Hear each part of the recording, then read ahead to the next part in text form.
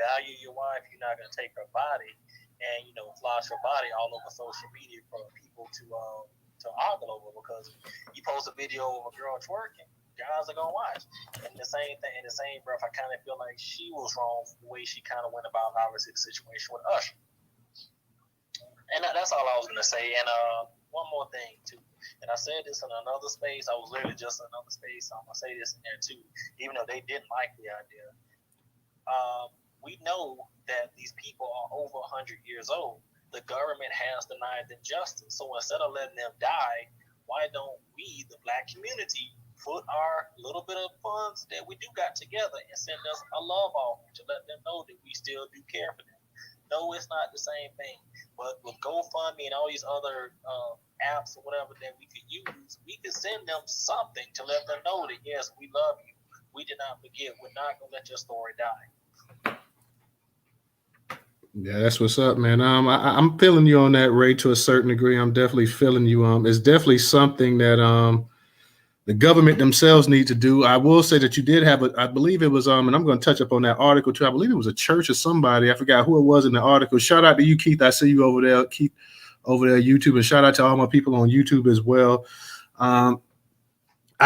Somebody did raise $1 million and give it to me, and even those people were saying that, hey, what they're doing in Oklahoma is just not fair. It's not right what they're doing in Oklahoma. So I get what you're saying about that. As a whole, the community could go ahead, the Black community could go ahead and do something and send some money to them as well, like that as well. But man, and even though those 3 people are definitely deserving of it, but the people whose family went through that as well too, because they weren't the only families that suffered, but yeah, they're the ones that surviving. But it's a whole host of people, really, man, that's really entitled to that money. And the fact that they couldn't even find in their hearts to go ahead and give 3 people over 100 years. How many times you find 3 people over 100 years of age that was wrong to the level that they were wrong, and you can't even sit up here and give them the damn money? You got to come up with an excuse. And I was glad everybody was putting this little judge face online and stuff like that. Like I said, I got the articles. Y'all know we gonna keep the the receipts and everything up in here as well too. So I'm gonna touch up on that article as well too. But the fact that 3 people went through this horrific, this historical black eye in U.S. history, and they sitting up here and they can't even honor that. They can't even a few measly dollars to scrape together, because how much longer do the people have? They can go ahead and pass it along to their descendants and whatnot, but they don't even want to do that. So that just goes to show, like, yeah, I don't have an issue with you saying, Ray, in terms of us getting together as a community and doing something, but that's not how this stuff works with reparation as well too. Like, yeah, if we want to do something out the kindness of our heart and get together, nothing wrong whatsoever with that. But it's no reason why the state of Oklahoma, and not only that, the Department of Justice should have stepped in as well and done something about this as well too. There's no reason that they couldn't get together and do something. Like, Black people should not have to go into their pockets, even though, like I say, I understand what you're saying. That is a great act of kindness, but there's no reason why you, I, and anybody in this space should have to go in our pockets for something where these people went ahead and you had for the only time in the history that we know in this country's history, where they was dropping down pretty much bombs on their own people, on their own citizens. It's that you can't even put that into words what they did. So for the fact that we even have to discuss it, well, because we can't get any justice in this country, let us go ahead and do this right there. That is just so maddening right there. That is just so crazy. DJ, what's up? Go ahead, DJ. What's up, everybody?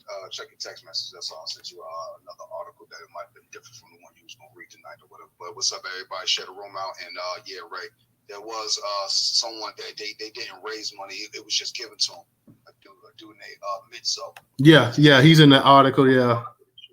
So that's good to whoever who that. I think that's the small head guy. No, let's keep it real. So we can trade him for one of these Sambo knackers. There you go. You know what I mean? And as a matter of fact, man, let's go ahead and let's touch up on that. Shout out to my people over there in YouTube. Everybody that's in YouTube, make sure y'all go ahead and like and share and comment on the actual video tonight, the broadcast. We got our people up in here, Sunday night Twitter space. We're going to be touching up on a host of issues tonight, 3 of them. So I hope everybody's ready. I hope that our people are going to come up and speak tonight, because we only keep it as open as long as that people want to come up here and actually speak as well too. But yeah, let's go ahead and not even waste any time and get to this actual this Tulsa race massacre article, man. I want to go ahead and touch up on that as well, real quick. This was it's up in the actual jumbotron. All the articles also in YouTube in the description. Everybody, in case you guys want to actually see it. For anybody that's in the spaces, go ahead and tweet it out. Professor Ray, let me know if y'all can hear me before I actually start reading this article. Can y'all hear me? Yeah. Yep. This sounds good. All right. The title of the article, and this is from from one of our curation partners, Neo Jim Crow, says Oklahoma judge dismisses Tulsa race massacre reparations case filed by last known survivors. They curated from CNN. The Oklahoma judge dismissed the reparation lawsuit filed by the last 3 known survivors of the Tulsa race massacre on Friday. Court records show the 3 had been locked in a years-long court battle against the city of Tulsa and other groups and officials over opportunities taken from them when the city's Greenwood neighborhood was burnt to the ground in 1921. Contemporary reports of death began at 36, but historians now believe as many as 300 people may have died. Probably more like 3,000 people, let's be honest. According to the Tulsa Historical Society and Museum, thousands were left homeless. Leslie Randall, 108, Viola Fletcher, 109, and her brother Hughes Van Ellis, 102, were among the plaintiffs, CNN previously reported. The plaintiffs had argued that the damage inflicted during the massacre was a public nuisance from the start and were seeking relief from that nuisance as well as to recover for unjust enrichment others have gained from the exploitation of the massacre. Cornell's Legal Information Institute defines a public nuisance as when a person or entity unreasonably interferes with the right that the general public shares in common. However, the city of Tulsa requested the lawsuit be dismissed with prejudice against refiling, arguing in part that simply being connected to a historical event does not provide a person with unlimited rights to seek compensation from any project in any way related to the historical event. That were the case, every person connected to any historical event could make similar unjust enrichment claims against every museum or point of remembrance, the city claimed. Judge Caroline Wall on Friday found that upon hearing the arguments of counsel and considering the briefs filed by counsel for plaintiffs and counsel for defendants, the plaintiffs' Second Amendment petition should be dismissed with prejudice. Court records show Ike Howard, a grandson of Viola Fletcher, said he was angry about the ruling. They were blighted and once again not made whole, Howard said. We're still blighted. We wish the DOJ would investigate how can we get justice in the same city that created a nuisance. It's justice only for the rich. Family attorneys are expected to address the possibility of appeal. Family members for Randall could not immediately be contacted. Ed Meissen, who made a private $1 million donation to the 3 survivors, told CNN on Saturday the Oklahoma state government should be ashamed of itself for not doing right by these 3 wonderful people, one of whom fought for this country in World War II. Fletcher was 7 years old when a violent white mob targeted Black residents and destroyed her community's thriving Black economic hub. My life was taken from me, Van Ellis previously said as he reflected on his family fleeing Greenwood when he was only a few months old. He previously told CNN his family and other survivors left their homes and opportunities behind. I lost 102 years. I don't want nobody else to lose that, Van Ellis said. So, yeah. This is. I mean, this is just no kind of justice right here. Shout out to, like you said, DJ, the gentleman that donated $1 million. And like Ray said, it would be nice that if we came together as a people and if, we could put something up similar for them for everything that they've been through and the inspiration that they are. But it's still Tulsa, the state of Oklahoma, the federal government, all of them need to go ahead and cough up some money right here. And the fact that you don't hear the DOJ, you don't hear Joe Biden, you don't hear anybody championing anything for any kind of rights for these people right here, lets you know exactly what it is. Now we can go ahead and we can get a Juneteenth holiday and we can talk about this. And we can talk about putting Black people on the stamps and on coins and on everything else like that. But one of the most horrific incidents, tragedies that took place in American history, no candidate. Let's see how many Black candidates. Let's see how many Black political figures. Let's see how many white Democratic figures come out and actually talk about justice for these people right here. They don't 3 people over 100 years of age. The 3 survivors, and they can't get one dime for this. So like I say, Ray, you're right about that. Like I definitely agree that, hey, it's something that, yeah, as a community, we can go ahead and we can definitely we can do it, whatever. But hey, we we're not solely responsible for that. Like I say, I have no issue with us coming together doing it, but we should not let these people off the hook. We need to actually intensify the actual call for action on this case as well too. So like I say, I want to see how long it takes before the Black Caucus actually gets involved in this. Are they going to come out? Let's see what Kamala Harris is going to say. Let's see what Joe Biden is going to say. Let's see what any of these people, because the reparation is something that scares the bejesus out of people right here. Because a lot of them feel like, hey, and don't believe that they didn't put this white lady up here, this judge, to go ahead and say, well, if we go ahead and give these 3 people reparations, if it's reparations or whatever, and even if it's just called reparations, then the rest of them are going to be asking for it as well too. So they're going to try as much as possible to go ahead and just sidestep this whole topic right here. Like I say, let's see how many of the actual, and this is one thing that we need to remember for 2024. Everybody, all the Black people that get upset when you say, well, you shouldn't just go ahead and freely give your vote to the Democratic Party. Let's see how many of them actually come forward and start actually telling and start putting these actual Democrats, these Black Democrats, feet to the fire and start talking about this issue right here. Because, it doesn't mean, these people shouldn't have to die before a few peanuts are actually thrown to their family members and stuff like that. They're 100 some odd years of age now. You got somebody almost 110 years of age. So let's see how long it's going to actually take. Let's see how many of these actual Black leaders, these Black politicians, let's see the same ones, the entertainers and everything else.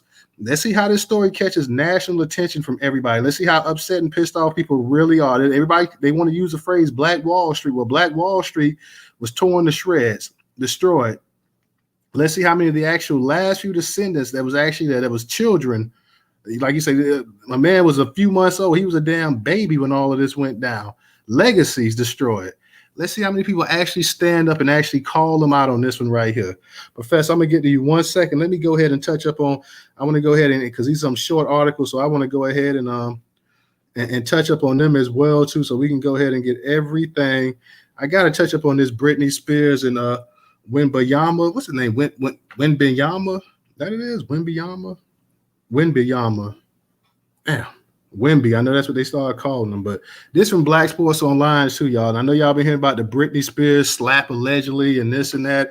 And they were saying Britney actually, her hand got hit or something and actually slapped her head. This article's from a few days ago. Everything got cleared up a little bit, but it says it's up in the Jumbotron. It's also on YouTube. It says video Britney Spears slapped in the face by Victor Wembanyama, head of security Damian Smith. They come to find out that he didn't actually slap Britney Spears, and Britney Spears was kind of doing like the whole Karen vibe and whatnot as well too, like she had been just laid out or whatever. So it appears, and like I say, this article's dated a little bit, y'all. It's a couple of days old, but things have got cleared up. The video show that she was not slapped by the security team like she was starting to Karen it up.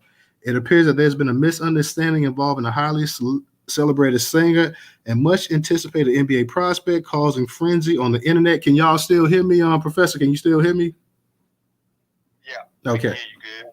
According to reports, Wembanyama security personnel did not recognize Spears and mistook her for an Instagram model attempting to approach Victor. While the backhand slap may have been unintentional, law enforcement is now involved.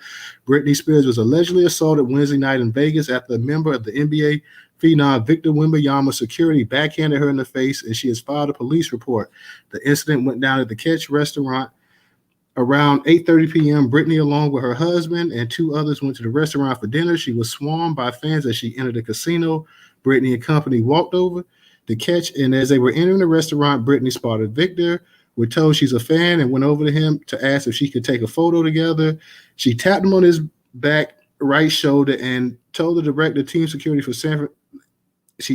we're told the director of team security for the San Antonio Spurs, the team drafted Victor last month, instantly backhanded her, causing her to fall to the ground, knocking her glasses off. Britney composed herself and went to the table. We're told the security guy came over the table and apologized. He says, "You understand how it is when you're swarmed by fans." He apologized and Britney accepted it. But then what? We're told he also said that he slapped her. What is it? We're also told he also said when he slapped her, he didn't know who she was. We just received contrary information about the police investigation from a source high up in the Metro PD. Our source says this is indeed a criminal investigation and they are taking the incident as serious as a heart attack. The source adds the case will likely be referred to the DA, although that does not mean criminal charges will be filed. Hopefully, cooler heads will prevail. Spears and Wembanyama can take a photo together, and this can be all over with. Britney Spears was not slapped around by this man's security team. They know all hell would have broke loose if they had done that. She was not slapped around. From what I understand, it was almost like a ricochet, like her hand was hit by the security, and I guess she accidentally hit herself in the head or whatever. So, no. She was not slapped in the head. She was not knocked to the ground. They need to stop that. She was not welled on by this man's security team. And Britney Spears is like 40-some years old. What is she sitting up here trying to take a photo with this dude here? Like, Victor doesn't even know who this chick is. Like, he just got drafted. He's a Frenchman. He's coming from over there in France. Britney Spears like 43, I think, 42, 43 years of age. And yeah, she used to be the major pop star, and she's still a huge star, don't get me wrong, but I think she was putting out an album, one of her last, or she was in Vegas or whatever they were saying back in 03, 04 when this dude was born or whatever. So Victor knows nothing about who the hell Britney Spears is. And no, they just made it like it was just one of these Karen incidents and this and that or whatever. They were talking about getting the law enforcement involved and this, and she had just been slapped around to the ground and this and that. And like, no, that didn't happen. Come on, man. Stop trying to make a mountain into a molehill. Like, it never happened. You know, it was an unfortunate incident. She came up there. Britney knows she had security since she was on the little Disney Channel back as a teenager or whatever. She knows what it is to have a top flight security team. They're not just going to let you come up there and put your hands on people or whatever. Her hand got knocked away. So sorry, you know, for the misunderstanding, but no, love. You weren't assaulted by this dude's security team. So we're going to put that to an end right there. Victor Wembanyama. Good Lord, Victor Wembanyama. Like, they have some names. Like these African cats, like Giannis and the rest of them, boy, they have some names. I'll give you that. Like, I kind of miss the days of Elijah one and Matumbo. Like, it was much easier to go ahead and pronounce these names, but these boys got names. But nonetheless, I'm glad it is over with. You know, the press was up on it and this and that or whatever, and they were blowing. They was highly upset about this. So, and Britney started going into her Karen routine as well too. So it's never a good thing when you start getting some of these celebrities, especially these white ladies, and they start going into the Karen routine. You never know what's going to happen. Let me touch upon our last article real quick, the Keke Palmer situation. And I know, of course, that has been dominating social media. No matter whether it's Twitter, Facebook, YouTube, Instagram, it has been going around. And this article is from Black Sports Online. Up in the Jumbotron, and this is Black Sports Online's title, not my title. Keke Palmer's baby daddy, Darius Dalton Jackson, ran off of social media after criticizing her showing her booty to Usher. For most women, walking around naked is a sign of power and confidence. No matter how fulfilled a woman seems, she has to be able to show some skin to confirm she is confident and strong. And Keke Palmer has been doing a lot of that lately. It is no doubt that Keke Palmer's boyfriend and baby daddy, Darius Jackson, is supportive. In fact, he has let go of his NFL dreams to be a stay-at-home dad while Palmer chases her dreams. And Palmer is clearly abusing that with her constantly revealing outfits when stepping out. During her recent appearance at Usher's Las Vegas residence show, Palmer was seen wearing a see-through black dress exposing her booty. She was seen hugging her in a provocative dress several times, and Darius took to social media to react with the suggestion that Palmer is now a mother and should limit the revealing appearances. As expected, women were quick to call him insecure and claims that he should have no say in what his partner wears. I say he does have a say, especially if it is that ridiculous appearance Palmer wants to put out there. According to page 6, Keke Palmer's baby daddy, Darius Dalton Jackson, seemingly shamed her for wearing a sexy outfit to Usher's Las Vegas residency. It's the outfit, though. You're a mom, he tweeted Wednesday alongside a viral video of the Newstoter being serenaded by the R&B crooner with a version of his hit, There Goes My Baby. For the outing, Palmer wore a sheer black dress over a matching thong bodysuit as she and Usher, 44, embraced during the song. In the one part of the clip, True Jackson VP alone wrapped her arms around the 8-time Grammy winner's neck as he placed his hand on her lower back as he's saying Palmer has not publicly addressed her baby daddy's comment. Page 6 has reached out to Palmer's rep for comment, but did not immediately hear back.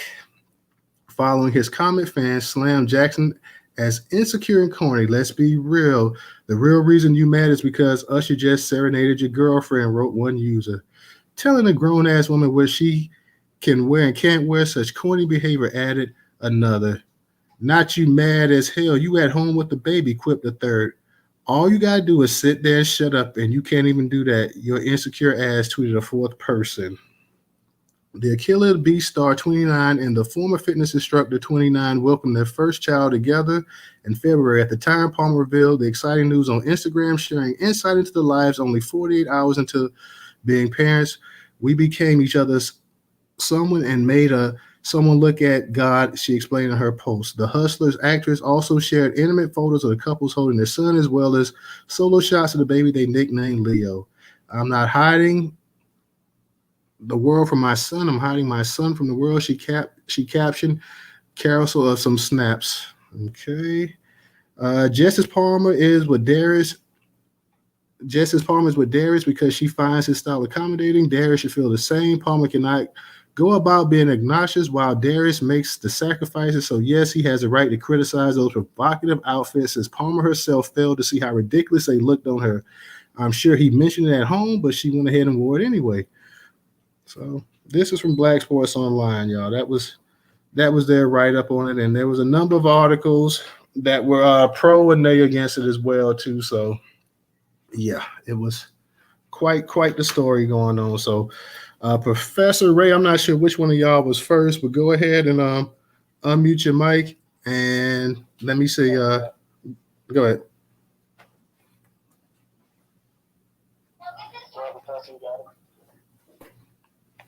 Yeah, thank you, there, Ray. And shout out to everybody in the space tonight. Very good topics. Glad to see the Newstoter family gathering here on Sunday night. I'm just going to say that I'm very disappointed, of course, in the decision by Judge Carol Wall. But I'm not surprised by her decision. I think there was people all in her ears telling her not to make the moral decision, which is to make sure that these people were compensated for what happened back then. I'm sure there was plenty of people telling her that she better not make the moral decision, the high moral decision, to compensate the victims of the Tulsa race massacre. But this is something that I've been saying, family, when it comes to all of this reparations and issues that concern our people from the damages that have been done to us over the years, is we really need somebody, a great attorney that can take up all of these issues to the Supreme Court so we can maybe get reparations that way, because that's going to probably be our best way to do it. I say that because trying to go through Congress to get it done, we already know that they're not trying to do it. When you look at somebody like a Mitch McConnell, see, that's where your problem's at. You got Mitch McConnell, you got the Tim Scotts, you got all these different Republicans, and not to mention even Democrats that are going to be a stumbling block for anything that you try to do to be compensated for the injuries and wrongs that have been done to us in America. We're going to have to most likely go through the courts, but we just got to be able to have a lawyer that's willing to take that fight to the U.S. Supreme Court, and that is through the Field Order 15 and the Field Order 3 from back around 1866 or 1865, that is, to 1866, when we know this idiot President President Andrew Johnson reneged on the things that was supposed to have been definitely given to Black Americans or Black American freedmen at that time. He reneged on that and gave it to the Southern white plantation owners. So, see, this is what I'm saying, y'all. We're going to have to go through the courts. And so I hate this decision for these three people that's still alive. And God bless, man. I wish I had the lottery right now. I would hand some money over to these folks right now. I would hand it over to them because they deserve it. All of our people deserve to be compensated for all the injuries and the trauma and the wrongs that have been committed here in America. But it's just going to be a hell. It's going to be hell, y'all, for us to go through all of this to try to get what we want. And we know that we need it. We're running out of time. So with that being said, much love to the 3 survivors that are still with us. Much love. And like I said, if I had the lottery or just some big pot of money I could send to them, man, I would deliver the money to them personally myself. And of course, Keke Palmer, moving on to the Keke Palmer situation, I don't care. There you go. Don't care about that. Britney Spears, once again, we're talking about somebody who's irrelevant. Y'all do know Britney Spears, she actually dried up years ago. See, she dried up when she went and got with her dancer. See, that's when you knew she was drying up then. She was, hell, Justin Timberlake dropped her. He didn't want her anymore, so she went to the dancer. Kevin Federline, do y'all remember that? That's right. And she got knocked up by her dancer. So she's been irrelevant ever since. See, there you go. She dried up. She's nothing to us. She was never nothing to me because hell, she can't sing. The only thing that this woman was known for was showing her body. So she has no talent. And I have to admit, you know, for Becky, she looked pretty damn good out there dancing. And she looked good. Hell, she couldn't sing, but I sure like looking at her. But anyway, with that being said, she's irrelevant now. So see, now that you're 43 years old, Britney, nobody's talking about you anymore. See, there it is. That's what happens. And so I'm going to land my plane right there. Family, I can't wait to hear what everybody have to say about these topics. I'm going to sit back and just listen. All right. Hey, Ray, go ahead. You got it. You actually took one of the talking points I was going to say because, again, she's famous, so she knows the last thing you should be doing is running up behind somebody and trying to grab them. So his security guard, this Victor W. person, because I can't pronounce his name either. Wimbayama. Yeah, Victor High, yeah. His security people, they did what they were supposed to do. So she can't get mad trying to sue or whatever. It's not like the people got eyes behind their head and they was intentionally doing it. No, they thought you was a fan, a crazy person, whatever, come trying to grab this man from behind. And as far as Keke Palmer goes, this is my thing. Like, because me and my girl, we've had this conversation too. I don't have a problem with my girl wearing anything. She can wear whatever she wants. But if you're going to be wearing something that revealing with your whole behind on stuff like that, I would only ask, if you're going to do that, I need to be there with you. If not, hey, could you try to find something else to wear? Because if you're going to be out by yourself, because when people act, you know, when people decide they want to, let's just say like I want to do something, obviously that wasn't the case with Usher, but I don't know, that's just me. I would like, you know, if my girl was going to wear something that revealing, that sexy, I would want to be there with her. I'm going to land there. Here's the thing with the Britney Spears thing. You know, it seemed like it was almost staged to a certain degree. Not saying on Victor's part, but on her part, I mean, like you said, we all know here's somebody who's been around this lifestyle for 30-some years, pretty much. Britney was on the little Mickey Mouse thing and all that other stuff. So Britney's been a celebrity for a long time before she became a little pop star. So she pretty much knows about the security and everything else as well, too. And my girl Tony said it in a post. She said that she feels like she owes the young man and his family apology. And I have to kind of agree with that. Like, I mean, you made a mountain out of a molehill. You made something go viral. It caught the national news and everything else. Like, this kid is just getting ready to go ahead, and he's just in the NBA. I think he's 19 years of age, getting ready. You know, he's an international star now, and you know, you kind of like took the limelight away from him some with this nonsense. Like, and the camera's showing you straight up that it was just complete nonsense. So I don't even understand that. The Tulsa thing, for those that's been here, you pretty much know my understanding. Like, this Judge Wall, what she did, you know, she was just, I believe she's just a tool. Like I say, I believe this is just her handlers telling her, hey, we can't go ahead. Let's not give these black folks any kind of win. I don't give a damn how close they are to death, how old they are, what experiences they went through, whatever, because this is just going to open the floodgates. So let's go ahead and stick it to them. And in a way, this will be sticking it to all of Black America as well, too. This is what we think about reparations. To me, that was a deliberate that was a deliberate shot. It's not even it's not even so much a deliberate shot at the elders that they got into, which of course it was, but it was a message sent to Black America as well too. Like, this is what we think about y'all. This is what we think about your damn reparations. And like I said, let's see how many of these actual Democrats, the Black Caucus, all of these so-called woke, quote unquote woke folks that come out, what they gonna say about this as well too. Been pretty quiet on that tip so far. I hadn't heard any of the Black Caucus members say anything. Let's see what Ben Crump's gonna come out and say. Jesse Jackson, Al Sharpton. Let's read all of the people, the CNNs, the Joyce Reeds, everybody. Let's see what everybody's got to say about this. But not only that, let's see what the people in the Democratic Party, and I'm talking about the Democratic Party, I'm talking about the Joe Bidens and the Kamala Harrises of the world. Let's see what they say, because Joe Biden can go ahead and get he can go ahead and use the Department of Justice on this. So let's see what he's going to do with the DOJ in terms of this situation with the actual Tulsa race massacre, because I definitely want to know what kind of power he's going to exert. He hadn't had any issue since he's been in office with his executive decisions and opening his big mouth and this and that or whatever. Interesting enough, I believe it's up in I tweeted out earlier. I did not read that whole article when I tweeted out, but I believe you have some of the Native Americans in Minneapolis or Minnesota that's also trying to file a lawsuit for reparations about tribal land that was taken from them as well too.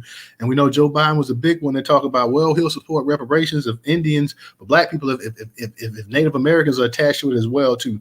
No other time has anything Native Americans ever got Black people ever been attached to it, but he'll support that, which means no, you won't support it, because you know that's nonsense. You're not going to attach anything to anything. So quit the lie, bro. You just don't want to support it. And the Black people in your base are not going to push you hard enough. The Black people in your base, the Clyburns and everybody else, they get the heebie-jeebies when people start talking about reparations, because they talk about that's the kind of talk that lose races and everything else. So they don't want to talk about it. My feeling on the thing about the Keke Palmer situation, did her man have a discussion with her when she got ready to wear that outfit out? Did her man say, look, I don't want you wearing that? And she said, you know what, the hell with it, I'm gonna wear it anyways because I'm Keke Palmer and you sitting here with the baby. That's an issue I think that needs to be addressed. Did she just totally ignore this man's wishes and decide to go ahead and wear that outfit out anywhere? Because I hear a lot of people, I know I've heard a lot of people say, well, she's the breadwinner, she's the one making money, she's a name and this and that or whatever.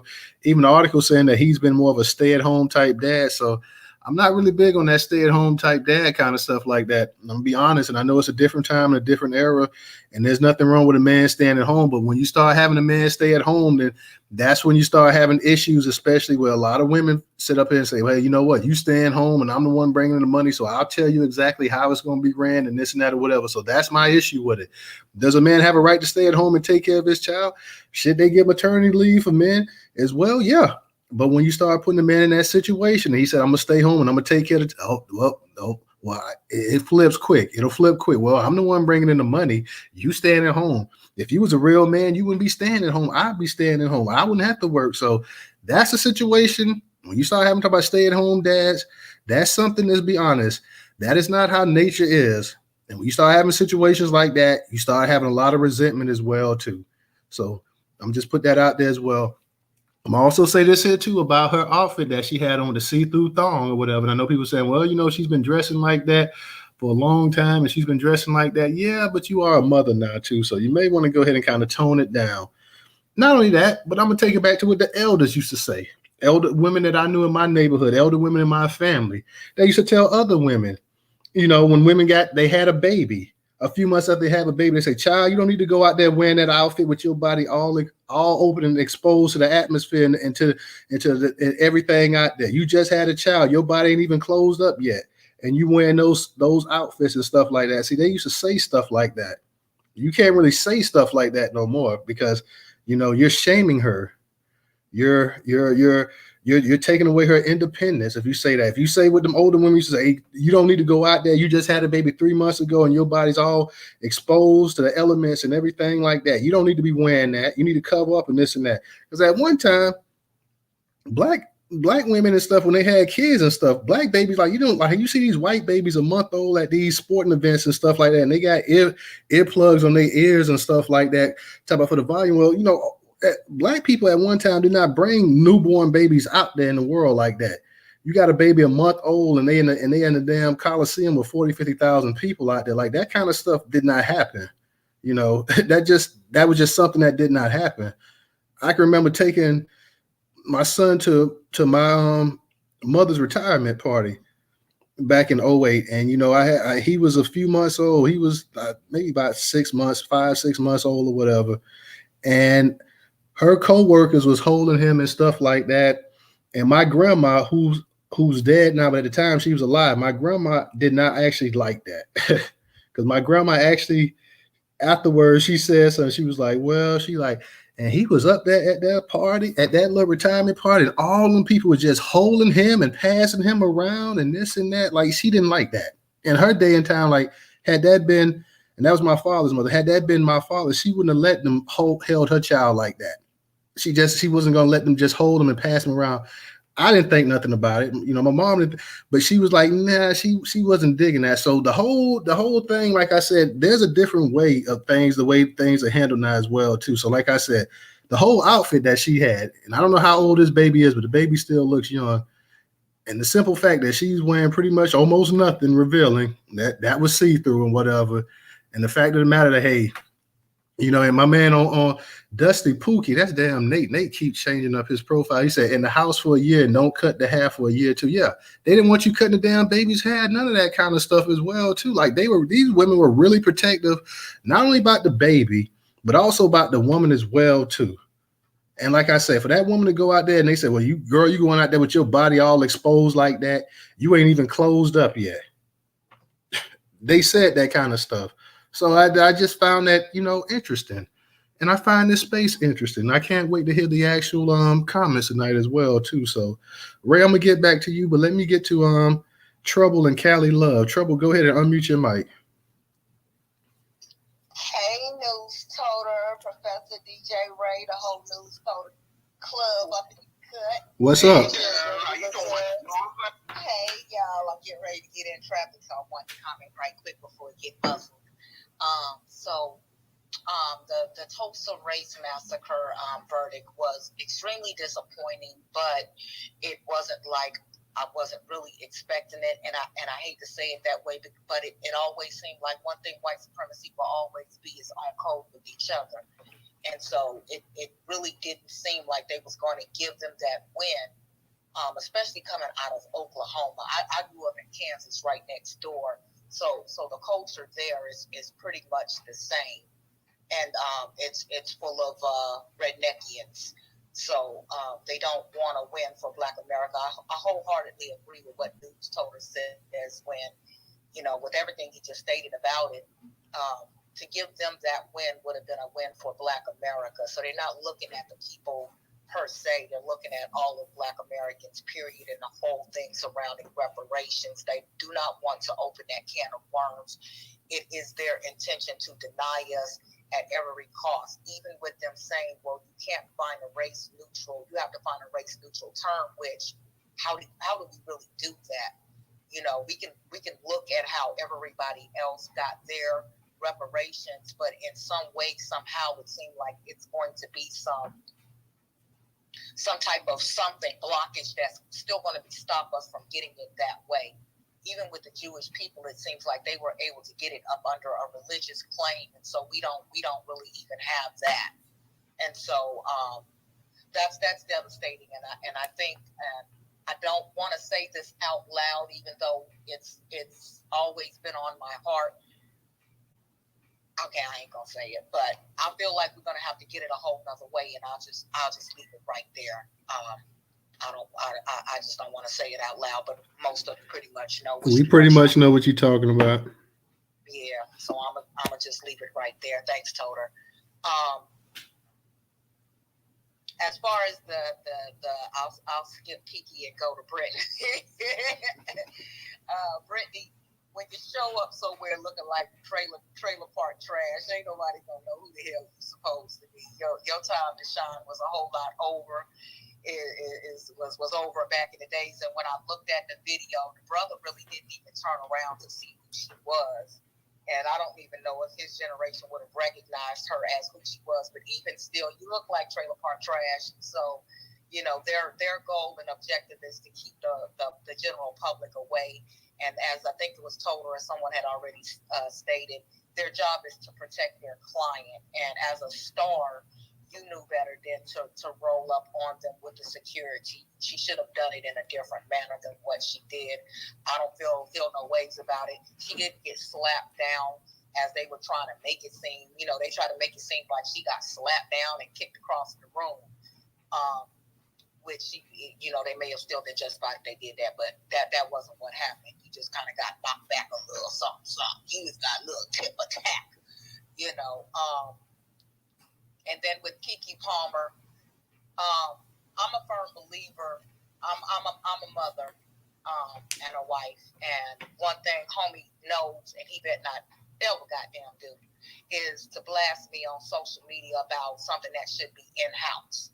You got too many different ways of communication with me before I leave and after I come back home for us to hash that out. He put that out there, and I try not to get emotionally involved in these celebrity foolishness, these conversations online, because one thing that I know, and two things that's for certain, that's for sure, what it tends to do in my mind is cause a black man versus black woman type of a situation where we start going back and forth with each other about it. And while conversations are always good to have, I don't think that we should, as a people, be looking for these celebrities to set standards and A, B, and C, even though to a certain degree our kids are watching them, so they do. So it's really kind of hard not to say that.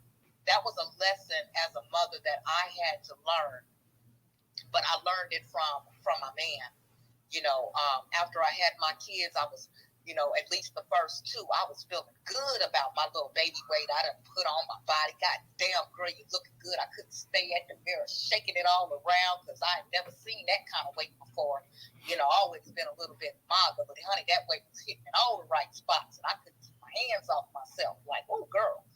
But I remember my husband's aunt, she used to come over and we would pay her to clean the house at that time frame.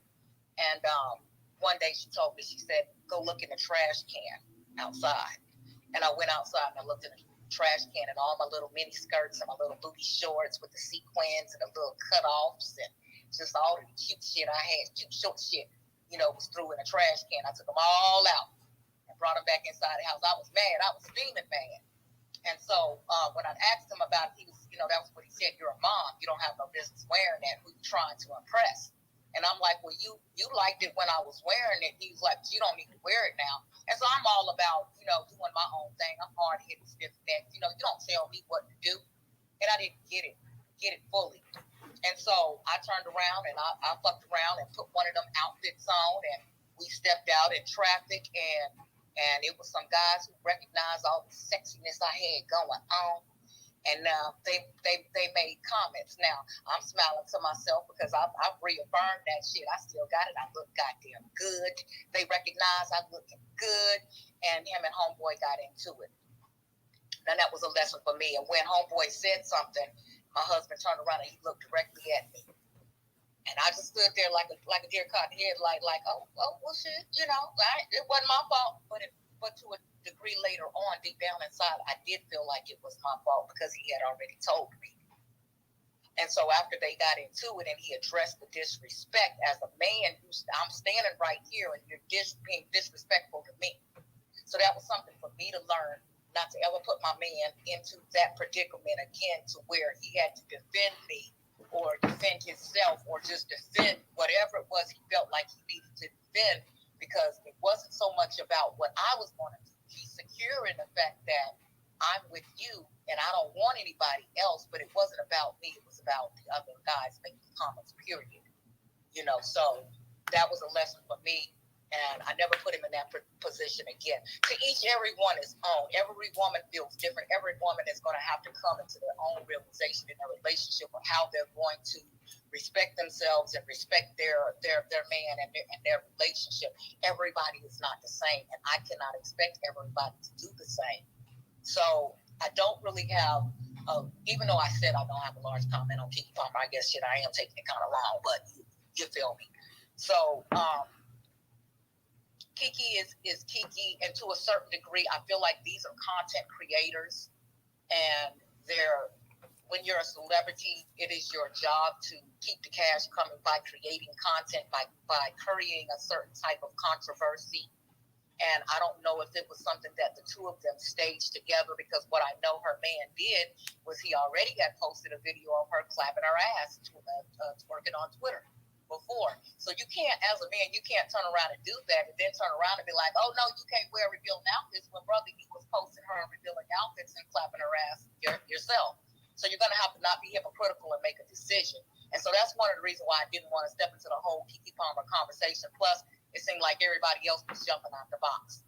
When I tapped on her name from trending, there was a whole lot of people defending her.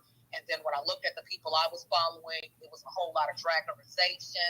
And I didn't feel like either was necessary. But then that's just me. I don't put a lot of stock into celebrities and the shit that they do. It doesn't generally affect, it shouldn't affect us overall as, non-celebrities, but to each his or her own. But much love, everybody. Newstoter, thank you, brother, for allowing me to come up here and speak. And I'm long-winded like a mug, so much love to y'all. Thank you, Trouble, as always. Glad to hear from you tonight. Let me go ahead and get to Callie Love. Callie Love, go ahead and unmute your mic. Okay, thank you. Good evening. All right, so I got a whole different spin on this one. So I'm going to get back to Tulsa later, but I'm going to go ahead and run with Keke. Because it's like, okay. Is this Schism? It is. Okay. It is. Everybody else changed their name. Okay, I'm like, damn, this sound familiar. Okay, go ahead, Schism. Yeah, I keep getting locked out of a damn account, so I guess I got to switch up a bit. So, okay, but look, little dude, what he should have said was just went on ahead and put on him a pair of Stacey Adams and bossed up and said, okay, we're going to take advantage of this situation and not exploit each other, but she has a brand. And all the other young female artists in her genre, they're making money off their brand, and their men are supporting them in their brand and to get those brands out. Nobody had any issues when Cardi B, she carried 2 babies on stage, dropped it like it's hot and everything, titty ass, everything was out. Less than 6 weeks, probably, she was back on the road doing concerts. I don't know why people trying to make Keke Palmer out of a moo-moo wearing ass young lady. That's not how she is, and I don't even think that's her persona.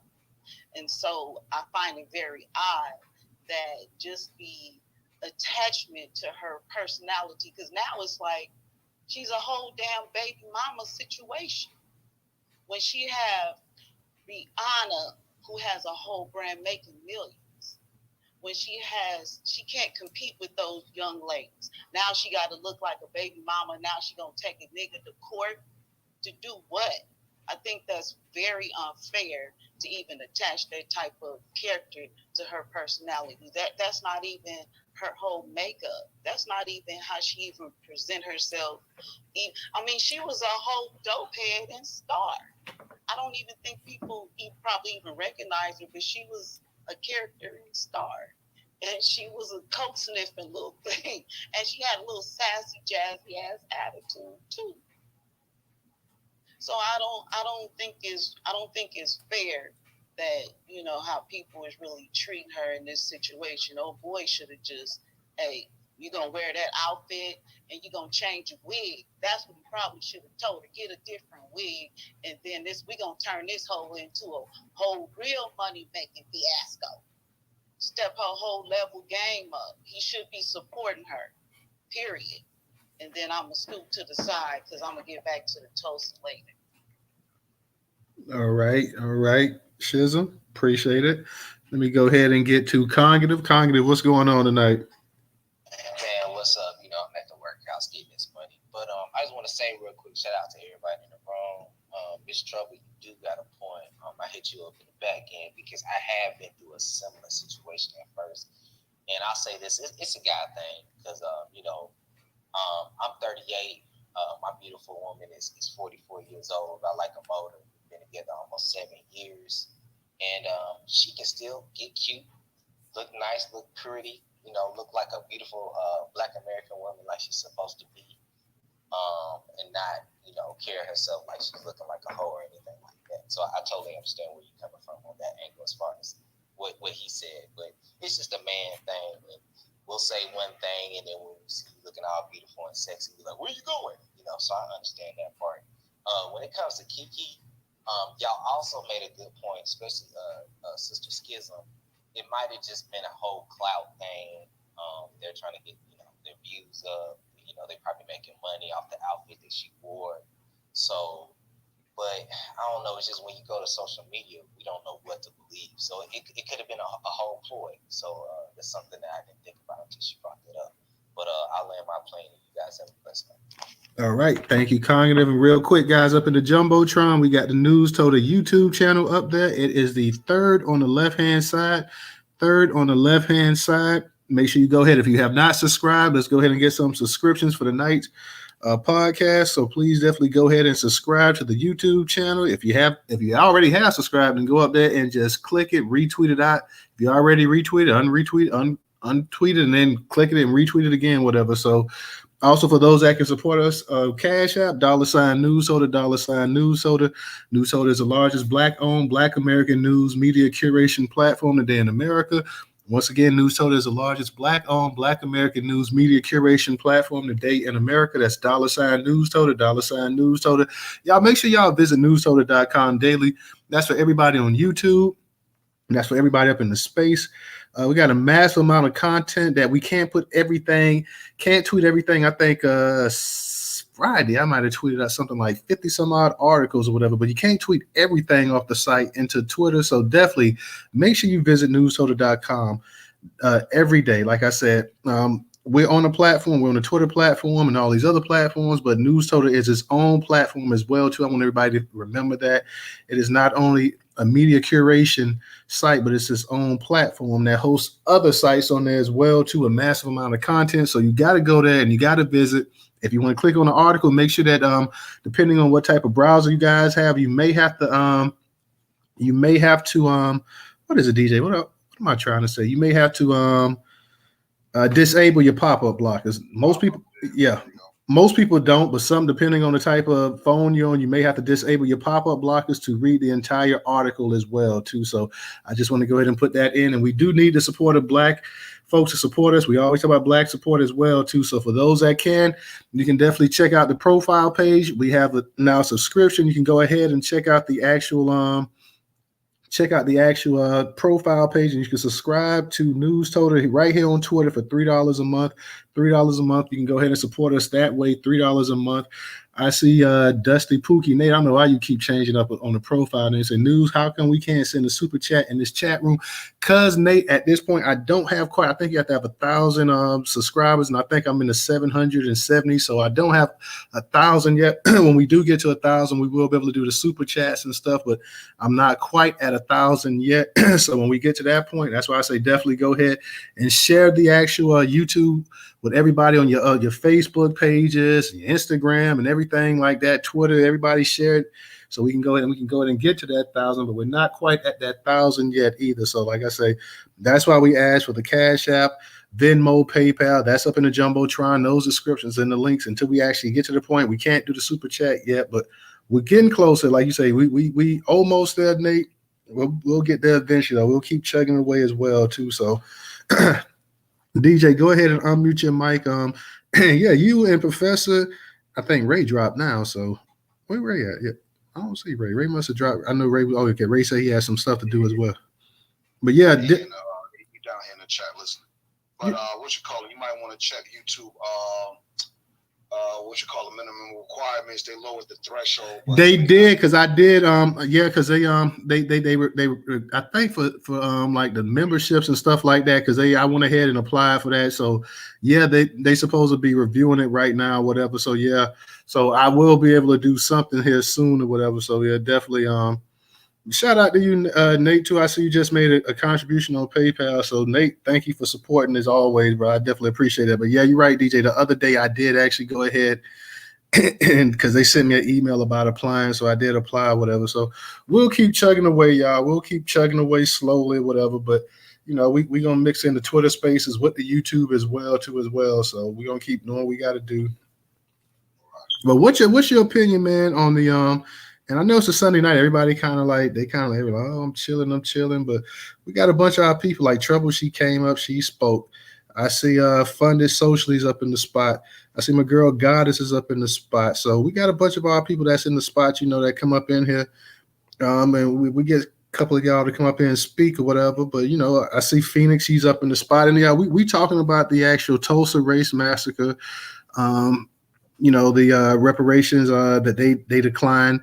We talking about Keke Palmer. We talking about Britney Spears. I found it interesting that you had this one YouTube channel was saying, not YouTube, but Twitter channel was saying that basically they was most glad that the people didn't get it because it's not reparations or something. So I don't know what they was talking about as well too. Shout out, I see Iron Mode up in here as well too. But DJ, what's your feelings on the three topics tonight? Excuse me, I had to sneeze real quick. But make a long story short, man, it is what it is. These folks don't got no love for us, so let me come back up in the thing. So, it is what it is. I think the other reason was when you go back to what this reason why the judge dismissed it, they said that they didn't have proof of personal trauma. But what about the trauma their families went through? You see what I'm saying? These Japanese got reparations for the exact same things with the trauma of being in an internment camp. You know what I'm saying? So it's like we wasn't in an internment camp. We were free. Y'all just came and raided our fucking neighborhood and fucked it up. You know what I'm saying? And killed a bunch of people. And I agree with the 3,000, not 300. You know what I'm saying? So with that being said, why we ain't getting this money? You know what I'm saying? For the harms that was done to black Negro freemen in this country. But let the foot been on the other shoe. You know what I'm saying? Black man black people doing that to a white neighborhood. You know what I'm saying? Man, they would have sent the National Guard, the military, the Navy. They would have sent they would have called other people from Europe, their backup, their cousins. You know what I'm saying? We can't call no Africans. We can't call no Caribbeans because they ain't coming to save us. That's over with. You know what I'm saying? So we got to keep pushing on that note. So with that being said, what is the next move? So Ray did bring up the personal restitution coming from out of our own pockets. Yeah, that's something we should have been doing. You know what I'm saying? Keep it real. But everybody in their own lane, unfortunately, that's another thing. You know what I mean? So when we talk about doing this crowdfunding stuff, what y'all all need to do is have an account on social. So why are we continuing to crowdfund and GoFundMe donations through all these white public institutions? Well, we got our own crowdfunding thing on social. We got our own subscription services on social. Only thing y'all got to do is come up and start supporting it. You can follow Newstoter on social. See, we don't have any institutions that say, oh, yeah, go ahead, give them people that money. So, what is a person really supposed to say other than keep pushing? But we don't want to support our institutions that we do have, too, as well, that are doing the work like a Newstoter. You feel what I'm saying? A Black State. Go buy his book. You know what I'm saying? He don't never ask for donations. Just go on Amazon, buy the book. You know what I'm saying? Same thing, Black America Homeland, Allah. They giving y'all the game. Go support that shit. You know what I'm saying? When you got time and the money. And I understand our people don't got it because it's fucked up out here. You feel what I'm saying? It's fucked up out here, yo. Every day I give out these newsletters, the QR code newsletter. Shout out to the folks. Shout out to you, Cotton, the border, Mo Coke, Sister Boycott, and Sister Wilson. You know what I'm saying? That supported the shit. And originally, you already know shit.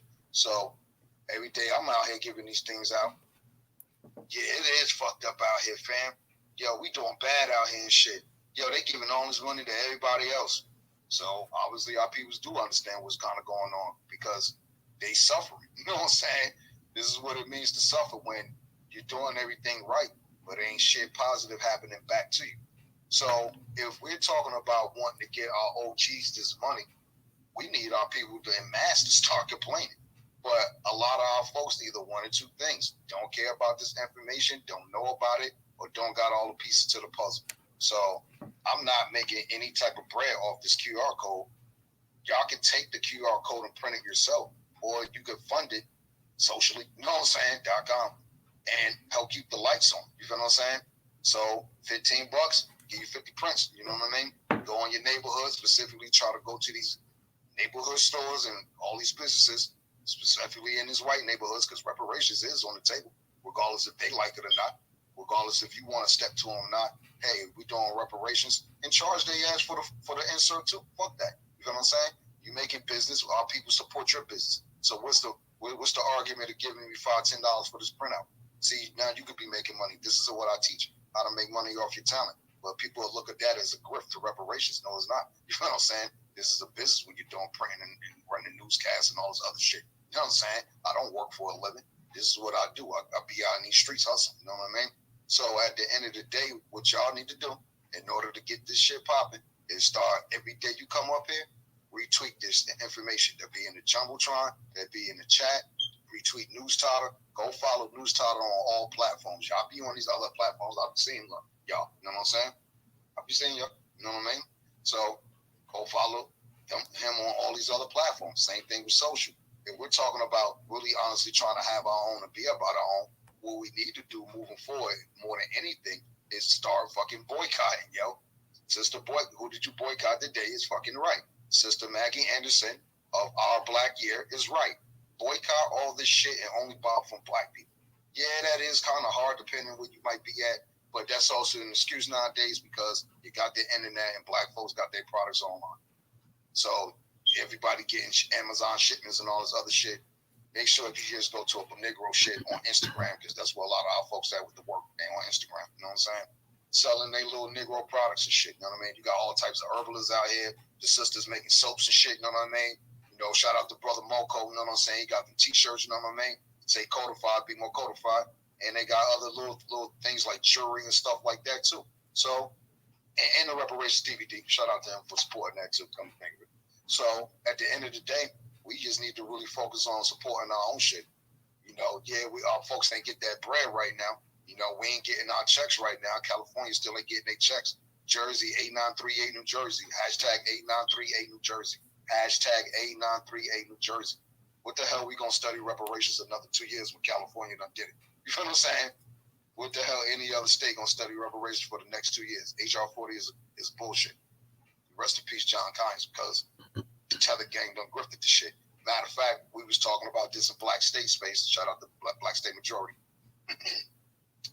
Guess who was at that hearing yesterday? And if you guess right, I will send you a QR code reparations package. You know what I mean? Guess who was at the reparations court dismissal yesterday? Let's see who want to come up and take a real guess. Let's go. And as far as you know, Britney Spears, whatever. Or I think I'm father. You know what I'm saying? So, and you know, obviously, let's not forget about what Disney. She was a Disney kid too. So you already know how Disney go. They the pedo fuckers and shit. You know what I'm saying? The kid fuckers. Keep it real. You know what I'm saying? Don't. When you win a Super Bowl, don't go to Disneyland, yo. That's how we gotta move. Boycott that shit too. And Keke Palmer, you know, you already know. Kevin Samuels is right. Whole his life. Shout out to the liquor store. There you go. Yeah, I remember back in the day when Britney Spears was going to the goddamn public restrooms with no shoes on and stuff like that. And everybody's like, oh, what are you doing? Like, she walking up in a public restroom with no damn shoes on. And I just never forgot that. I couldn't. Them people's is nasty. I've been a porter for those that know that's a janitor or don't know that's a janitor. Most of my life. Them folks don't wash their hands. They barely flush the fucking toilet. You know what I'm saying? Like, come on, bro. You know what I'm saying? This is what they doing shit, man. You know what I mean? Y'all know. I don't know why y'all ain't laughing or raising your hand at that shit. Y'all don't think. You know what I'm saying? Going in and out the bathroom. Folks leave. Don't wash their hands. Another thing stop doing too. Don't use those air dryers in the bathroom. This shit is contaminated with fecal matter. It's blowing fecal matter right back into your sanitized hands. Now that I did not know, to be honest. Like, oh no, the same thing in your actual bathroom too. I mean, so not to get personal. So let me see a show of hands who don't close the lid to their toilet. When you flush it, if you don't close the lid, that ain't nothing but a natural what we call a rain cycle. So when it flushes, obviously it goes down. It gotta come back up. It's just natural, you know, yin and yang, ebb and flow, give and pull and shit. You're dispersing water back into the air of your bathroom. You know what I'm saying? So people think the toilet back seat is, it's to hold your back up, but it's really for you to close it and flush it.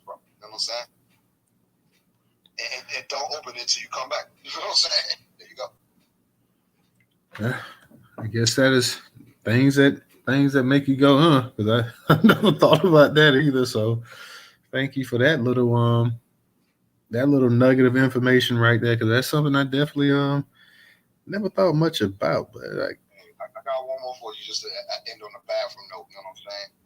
Y'all women's bathrooms be nasty. That's all the story. Y'all, we'll get to that on the late night speech one day. But don't use hand sanitizer. That shit is pure alcohol, flammable chemical. You could use it in like an emergency, like damn, I can't wash my hands. But don't use hand sanitizer ever. That shit burn your skin. Look up hand sanitizer burns. You know what I'm saying? So you gotta be careful even when you're going into the restroom. You can't use all these soaps and shit because the shit, it's affecting our skin, yo. You know what I'm saying? As black people, we don't need none of this shit, really. Just a little bit of shea butter and juju oil and shit, you know what I mean? To heal our shit up.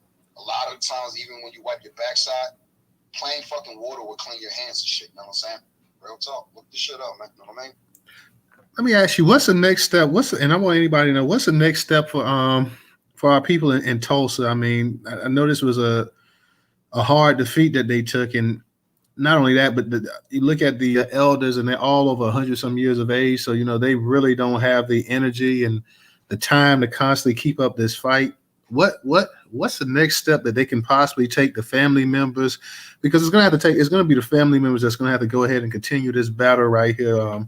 There's just no way that you got a person that's 102 and 109, I believe, and 108. That's just not gonna they just can't keep this battle up. This has been something going on their entire life. So what's the next step into Well, they took the first step already. They appealing it. So there you go, right there. Shout out to online. But at the end of the day, I think again it's based off what the judge dismissed it for. You have to prove that you've been traumatized. So hold up a minute. What about what their families went through again? They lost their family members because of what y'all white folks did. This ain't no government shit. Even if the federal government has sanctioned slavery and Jim Crow for the last 500 years, and they're mainly white people, so we could just say white for the context. So at the end of the day, why aren't they at least compensated for losing generational wealth? They had to rebuild the whole neighborhood, and it's not like white folks actually helped out with that. Most of, even though it's still white folks that live down there and shit, you know what I mean? Same thing over here with North Rise. Look this shit up, you know what I'm saying? Same situation, right? Any rioted neighborhood that was urban or black or whatever it is, how you want to say, you know what I mean? They don't want to compensate. Now, when you look at Newark, right? Go downtown Newark, you would think you was in like a mini New York or like a little baby Vegas or some shit. It don't look like the same Newark of the 80s versus what it does now. But where all those people at that suffered from the riots, like my mother, who were, and my grandfather, my grandmother, who came here before the riots, you feel what I'm saying? From the South, you feel what I'm saying? They gone, you know what I mean? Well, where are their descendants at? Yeah, we here, you know what I'm saying? But is anybody of us trying to fight for that? Yeah, no, at the same time, they're all boots on the ground. Again, hashtag 8938 New Jersey. That's our reparations bill number. But when you talk about reparations, maybe folks is right. Because it is kind of stupid to call everything reparations when only reparations should come to one place, really. And that's the federal government. But it is a two-check system because the federal government allowed the states to have slavery and Jim Crow and all this redlining and all this other shit. So, yeah, we're going to get paid twice. So, maybe it's good and bad they didn't get the money and shit as far as, well, no, it's bad that they did get the money. Well, I think in this case, DJ, you can definitely, when you destroy a whole town, I think you can definitely make the case that reparations are due. Right. No, I'm not saying that. You know what I'm saying? Reparations is a debt that's owed by definition. So I want my money. You know what I'm saying? Hey, I'm owed, nigga. You know what I'm saying? For all the times Popo don't pull me over just for coming to the store, going to the store, coming from school, hanging with my friends. Oh, you look like, you fit the description. Come in, rough me up, drop me off in the gang neighborhood. I don't even gangbang. Like, let's be logical. I could go on and on about that shit. You know what I'm saying? So, shout out to Cash Gangs. Hey, we need that reparations checklist system. You know what I'm saying? Hey, look, you did this, that, and the third to me. And on top of that, you continue to do this, that, and the third to me. You know what I'm saying? So, therefore, meaning you ain't going to stop. And every day you don't pay, interest is added on, just like y'all do to us when we don't pay our bills on time. You add interest on it. You know what I'm saying? All these mass killings by y'all white jokers, we add interest on that shit. Every day you don't pay with this Tulsa reparations or whatever it is you want to call it, sufferers check, whatever, you know what I mean? So what was it? Almost 800 million. It's about to be $1 billion. You should have paid it when you had the chance. You know what I'm saying? Y'all paid them Japanese folks. Y'all pay all these other folks. You know what I'm saying? Before y'all pay us, and y'all give away our tax dollars like it's a waterfall that turned on. 350 billion in Ukraine, 55 to Africa, doing all this shit in South America, knowing you don't spend the last 100, 200, 300, 400 years doing the same shit to these native countries too. So it's like America owe everybody, but now you got, I think what I saw on, shout out to Malcolm Nagin, I think it's some Zimbabweans, they talking about reparations from the United States. They might fuck around get it before we do. Why? Because they coming together to advocate for that shit. We ain't together wholeheartedly like that. So it's really a unity thing. And it's for why I developed this whole QR code shit and trying to find a way to promote our lineage-based reparations. Well, we got to support that shit. Fund it socially, man. Let's go. Real talking once again. I'm gonna kick it to you, Ray. I see Aunt Lie, you up here. Shout out to Arthur. I see Arthur up in the space. Once again, guys, for those that can support, $, Newstoter, Newstoter, whether it's $1 or $2, it's greatly appreciated. So $, Newstoter, Newstoter. Newstoter is the largest black-owned black curation platform today in America. If you don't believe me, go visit newstoter.com and you can actually go ahead, and the proof is in the pudding itself. So we support other black-owned businesses as well too. So $Newstoter, Newstoter. If you don't have a Cash App, we have the Venmo and PayPal up in the Jumbotron, but $Newstoter, $1, $2, anything that anybody can spare to tonight's program, and not only the program, but the actual platform itself, because I don't like just saying the program. It's a platform. So whatever you can spare to the platform is greatly appreciated. Let me go ahead and get to, matter of fact, since Aunt Lai hadn't had a chance to speak, let me go ahead and get to Aunt Lai, and I get to you, Ray, and I get to Callie as well, to Shizm. Aunt Lai, how you doing tonight? Hi, how y'all doing? Peace, Black Power, and reparations. I had to let my phone charge because I was in Miss Giselle room running my mouth. And, it was huh? But give me that new call spot real quick. We'll talk to you something. What did you say? Hey, DJ, you got to mute your mic. I was telling you to send me the call spot real quick, but go ahead. My bad. Okay, text me because I didn't understand. I couldn't really hear what you were saying. But I do want to say, in regards to my Keke now, y'all know, I don't know what was said before. I don't know if y'all was disrespecting my sister. Hold on a minute. I'm sorry, my daughter in the background, Keke. Listen, Keke, I love Keke. I don't want to say nothing bad because I want her to play me in my movie. I love Keke Palmer. But I'm going to have to say, she shouldn't have wore that. Like, she shouldn't have her ass cheeks out.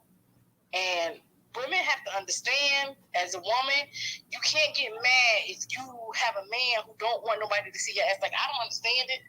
Me, for the most part, like, you have ass cheeks, and he don't want nobody to see your ass cheeks. Now, the fact that he said, "Oh, you a mother," whether you a mother or not, nobody should be seeing your ass cheeks if you didn't have any kids, because this is your ass. So, I mean, I don't really want to like dog her about it because she's young. But yeah, it's a no for me.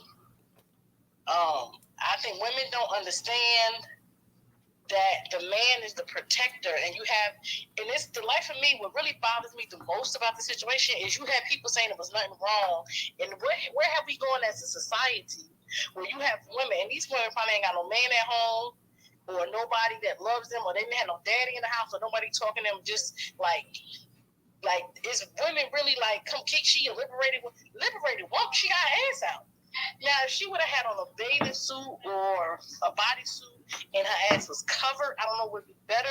And I like to apologize because when I went to see Ushers, I did have my tatas out, but I didn't have them out like that. Like, I didn't have on the pasties. You know, I wanted to wear the pasties, but yeah, I think she was. I think it was a lot. I don't really think she was flirting with Usher.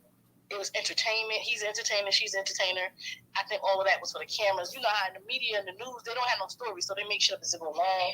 So I really don't think it was an ill intent or disrespectful for Usher to sing to her, because I was praying that he would sing to me, and like that's the whole reason why I went. But I don't really think it was disrespect. I really do feel like her outfit was a no for me. As a woman, you have to be a lady at all times. And just because you have an ass, Lord, no, I pray I wish I had one, doesn't mean everybody got to see it. So I feel like him saying that, I don't feel like he's wrong in what he's saying. I don't know if he had to say it on the internet and they dogging him. But the people who saying that she can do whatever she wants, no, the fuck you can't. You cannot do whatever you want to do. We live in a society where women need to be protected by men. But if women don't ever want to listen to the man and shut up, DJ, then how you want to be protected? And if you have a baby by the man, you're not married to him, now y'all not, where's your protection? And that's why women are under attack and women are not the most protected, because it's a mind F that you think you don't need a man. A man, I'm telling you what the way I wear what I want. No, you don't wear what you want to wear.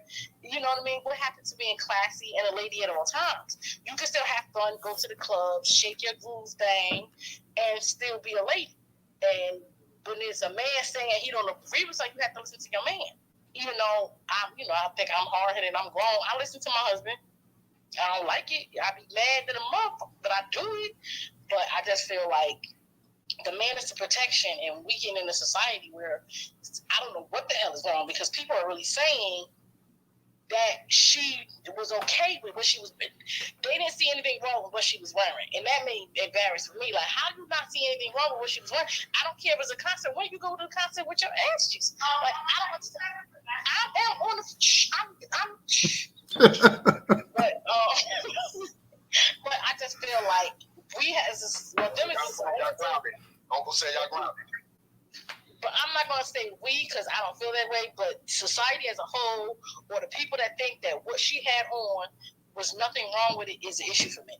And all that women and woman and liberated and all that, that's cool and all, but regardless if you got kids or not, as a woman, you need to be covering your body. I'm, because as crazy as I am and outgoing as I am, just, it's a time and place for everything, and I just... But I love you, Keke, girl. I still want you to play me, boo. Don't get mad. In regards to the Tulsa thing, in regards to, let me talk about Britney, because she smacked herself, and that's what she get. And I pray to ancestors, all these snow bunnies out here chasing these black athletes, I pray to my ancestors that all y'all get the same smack. And then she lied on a black man and said he assaulted her, just like them heifers been doing since the beginning of time. The ancestors rose that day, and we're going to thank God and give a shout out to his ancestors for protecting him and keeping him covered when the snow bunnies was coming for him, because there's no reason she should have been chasing that man. And the man who protected that block, I'm going to need you to protect or block the demons and the devil for me the way you blocked her from him, because, baby, you did your thug thizzle. You should get a raise, boo-boo. I need you in charge of my security team, because when I say you need to get paid overtime, your services, baby, she smacked herself, and the video camera showed it, and she gonna sit here and say that black man put, a white woman. Oh, okay. In regards to Tulsa, that hurt my feelings. That really hurt my heart, because dealing with these legal cases, people don't understand. People think just because you have a legal standing, the courts don't care about your legal standing. They do illegal stuff all the time. The courts is a extension of white supremacy. That's why slavery was legal. Now you have a conservative court on the bench, and you have Trump. Okay. In regards to states, you have city courts, then you have state or county. In every state, it's a different level. Some states have districts or district courts that's local, and then you have the districts that's federal. A lot of those federal districts was appointed by Trump. Trump appointed. We have a lot of vacancies dealing with the court and judges. Federal judges are appointed by the president. Trump was like, oh, he don't know nothing. He don't know how to read. He like, oh, this is my job to appoint these people. Well, why no other president did it before? Because you got to nominate them and appoint these judges. He have appointed more federal judges than any other president since fucking forever. And they basically, their political ideology and how they see things in regards to abortion, in regards to anything, discrimination, in regards to all these cases that before the court, they basically is the land of the law.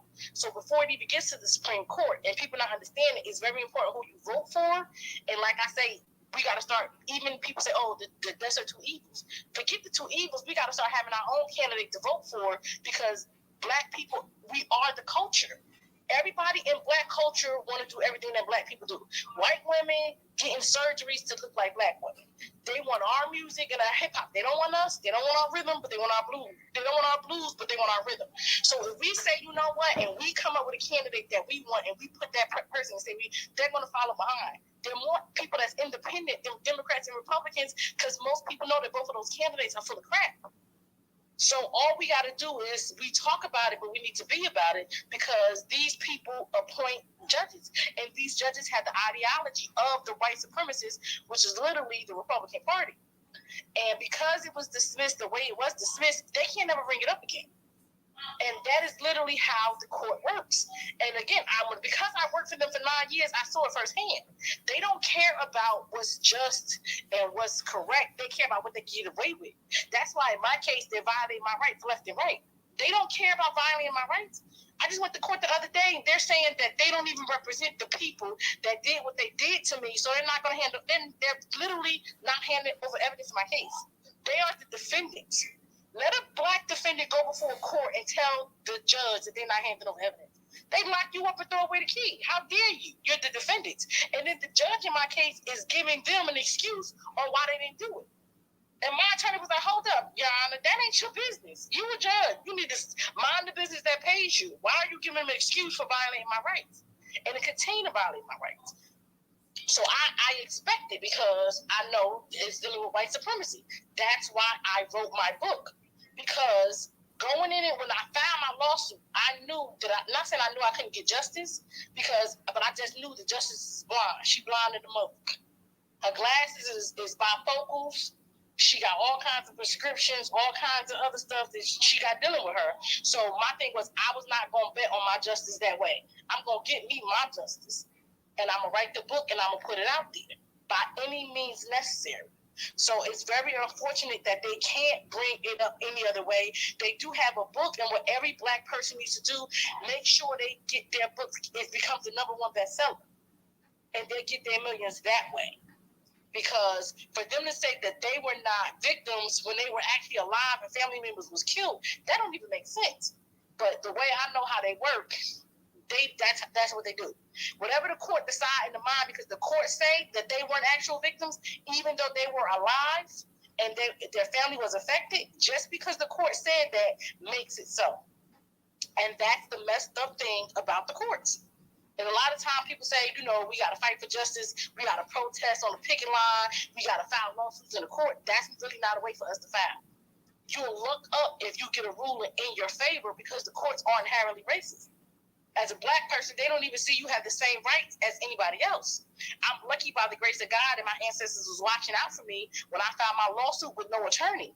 And that's what I'm saying. I don't think people understand the impact of a person filing a lawsuit against an entire branch of government with no attorney in district court. The state of New Jersey Attorney General said, no, this is bullshit, dismiss this case. The federal judge said, no, I can't sue them. But they've been violating my rights left and right.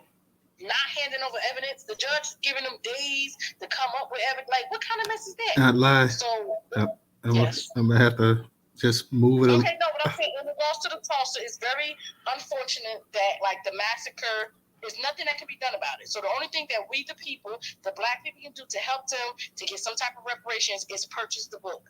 She has a book for sale. We have to go out our way and purchase the book and make her a #1 bestseller, and she'll get the royalties from her book. That is really the only thing that I can see that can be done in regards to the situation. And I'll let my plane. Ooh, it took a little minute to land it, but shout out to you, Aunt Lai, as always. Much love to you, sister. Let me give a shout out to Cognitive, Thias, Arthur, and DJ for your contributions on Cash App. Yeah, we was a little long there, Aunt Lai. I was kind of like, my mind actually kind of like started wandering or whatever. I had to come back into the actual space, but That boy and woman, y'all. like, well, yeah, we kind of was going for a minute there, but yeah, we had to land that 747. But thank you as always, sister. Appreciate you. Let me go ahead and get to I'm gonna get to Ray, Callie Love, Professor. Go ahead, Ray. No, I'm gonna be real quick. So she actually took the talking point I was just about to say. I put it in the jumbotron. The name of Mrs. Mother Viola Fletcher's book is called "Don't Let Them Bear My Story," and it's available for $15.99. I posted in the Jumbotron. I'm gonna be the first person, or I'm gonna be one of the first people to get it the second it comes out because I really want to support her. And one other thing I was gonna mention, because again, like they always say when we talk about slavery, just for an example, is well, you didn't go through slavery, so why should we pay you? But now they literally, this just shows you how much they've been gaslighted and how they're so full of shit, because they say that, but then you have someone again that's 100+ years old that actually went through what happened in Tulsa, and then they're still denying them their money. And I land there. So that talking point is dead for them. Yeah, spot on right there, Ray. They always bring that talk. Well, I'll pay a slave if I see a slave and all this kind of stuff. Well, you got somebody that actually went through it, like you said. And we got a number of black people that went through Jim Crow and segregation and everything else, but it's always an excuse when it gets to that point. But you definitely made a very valid point there. Let me go ahead and get to Callie. Callie, go ahead and unmute your mic. Okay, thank you. I don't know, this case kind of bothers me a bit because it seems like if this case was initiated in 2020, around the same time that the California Task Force had joined together and then started the research and everything. Okay, and then they somehow both ended and concluded at the same time. So it's like, oh, okay.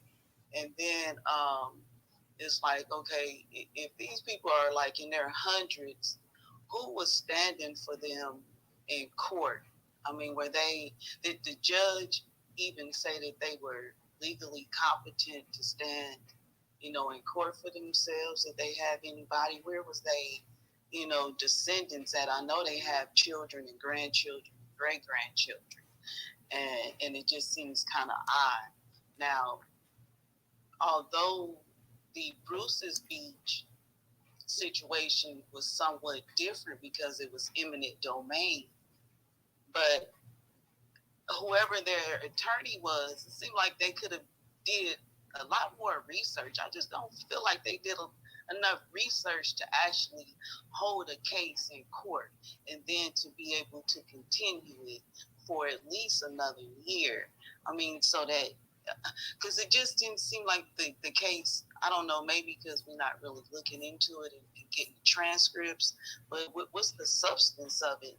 Because it has to be something a little more than that. And then it's like this case will almost set precedent for the California Task Force once they conclude, because they came out with 100 and something recommendations. So, it will somebody now come back, some organization, and say, well, we're going to file some lawsuit in court so that they can't get that money. So, it's like almost like a rippling effect. So this case will have something to do with something that's going to go on, not just in Tulsa, but the other reparations claims that we trying to, hold stake and tight. They can use this case and say, the harm happened years ago and who is suffering now and all that. It's like, no, that don't work like that at all. And then to throw little Keke in there, I think they just threw her little ass in there. And I think that's unfair for that little girl. She's young, like she playing a little pawn in this game and not even really knowing what's going on. She didn't jump in, they just threw her ass out there in the ocean like that and then tell her to go and sink or swim. And so now she got to do whatever the hell she got to do to either try to calm or quell this situation, or just her whole baby daddy didn't got off. See, that's what I'm talking about. We calling him a baby dad and not a father to a child that they both birthed and conceived. So she all in the thick of this mess while they trying to sort out my fucking money. They know that they owe us that money, and they want to use this case to probably set precedent. And I'm gonna move out the way. All right. Thank you, Callie. Thank you. Let me go ahead and get to Ray. Go ahead and unmute your mic, Ray.